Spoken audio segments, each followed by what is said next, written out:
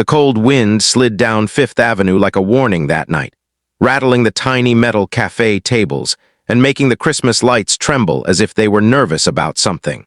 Marcus Whitaker sat alone outside a small corner café, a steaming cup of coffee resting between his gloved hands, watching strangers hurry past with shopping bags and laughter. The city glittered with joy, yet none of it seemed to belong to him. The man who owned half the glass towers downtown, the man people called a visionary CEO, sat there looking like someone who had misplaced his entire life. Have you ever had everything people dream about? Money, success, power, and still felt like the loneliest person in the world? If you were sitting there that night, surrounded by Christmas music and glowing windows but feeling completely invisible, what would you have done? Marcus had built Whitaker Technologies from a cramped apartment to a billion-dollar company. Magazines called him ruthless but brilliant. His office overlooked the Hudson, his penthouse stretched across the top floor of a Manhattan skyscraper, and his bank account could silence almost any problem. But Christmas Eve had a cruel way of exposing the empty spaces success couldn't fill. His parents had passed years ago in Ohio, long before his company became famous. His younger sister, Hannah, had stopped speaking to him after he missed her wedding for an emergency investor meeting. And somewhere along the climb to the top, Marcus had quietly lost every friend who once knew the version of him that laughed easily. Now at 37, he sat outside a small cafe because his penthouse felt too quiet.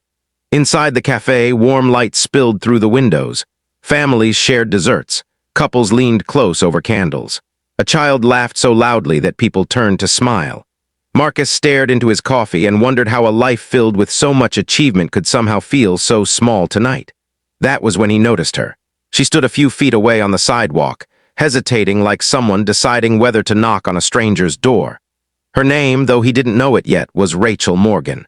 She wore a brown coat pulled tightly around her and a soft blue dress beneath it that looked far too elegant for the cold December air. Her long hair moved slightly with the wind, and there was something about the way she looked at him. Not curious, not shy, but almost. Searching, she had been walking for nearly an hour through streets full of lights and music, yet she hadn't felt part of any of it. The apartment she rented in Brooklyn felt unbearable tonight. The silence reminded her too much of what she had lost earlier that year when her fiancé, Aaron, passed away suddenly from a heart condition that no one had known about. Since then, every holiday had felt like standing in a room where someone had quietly removed all the oxygen. Rachel had promised herself she wouldn't spend Christmas Eve crying again. So she walked through Manhattan until she found herself in front of that cafe. And then she saw Marcus, a stranger sitting alone on Christmas Eve with the same quiet sadness she carried in her own chest. For a moment she simply watched him, the expensive watch, the tailored coat, the posture of someone used to boardrooms and decisions, yet his eyes looked tired in a way money could never fix. Something inside her whispered that he was lonelier than he looked. And suddenly, before she could second-guess herself, Rachel stepped closer to his table. Marcus looked up, surprised, expecting perhaps a waitress or someone asking for directions. Instead, he saw a woman whose expression carried both gentleness and a strange courage. The moment hung between them like a fragile thread. Rachel's voice was soft, almost uncertain, but the words she spoke were unlike anything Marcus had heard in years. She asked him if he could stay there for just one night. Not in the way people might assume. Not with expectation or flirtation. There was simply a quiet desperation behind her eyes, as if she had reached the end of a long road and didn't want to walk the rest of it alone. Marcus blinked, unsure whether he understood. But Rachel explained slowly, her words carrying pieces of a story she rarely shared. She told him about losing Aaron, about the silence of her apartment, about the way Christmas felt like an open wound instead of a celebration. She admitted she had walked through the city hoping to feel something different, anything at all. Then she looked at Marcus again, and she said that sometimes strangers could save each other in ways friends never could. Marcus listened without interrupting. For years, he had been surrounded by people who wanted something from him, contracts, investments, approvals. Yet this woman wanted nothing except for someone to share the weight of one lonely night. He realized something quietly terrifying. No one had asked him to simply be present in a very long time, so he stayed. They didn't go anywhere extravagant. No limousine, no luxury restaurant.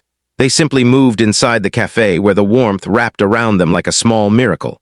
For hours, they talked the way strangers sometimes can, honestly, without the need to impress. Marcus shared stories about growing up in a tiny Ohio town where snow covered the cornfields every December. Rachel spoke about how Aaron used to decorate their apartment with ridiculous plastic snowmen that blinked nonstop. At some point, they both laughed, the kind of laugh that surprises you when grief has been sitting quietly in your chest for months. Time passed unnoticed. Outside, snow began to fall gently over Manhattan. Marcus realized something strange had happened. The heavy loneliness that followed him everywhere had loosened its grip. For the first time in years, he didn't feel like a man sitting alone in the middle of success. Rachel, too, felt something shift. Not healing exactly. That kind of pain takes time, but the night felt less suffocating. Two broken strangers had unknowingly created a small island of warmth in the middle of winter. When midnight arrived, the cafe owner dimmed the lights slightly and wished everyone a Merry Christmas. Marcus looked at Rachel and felt a quiet realization settle inside him.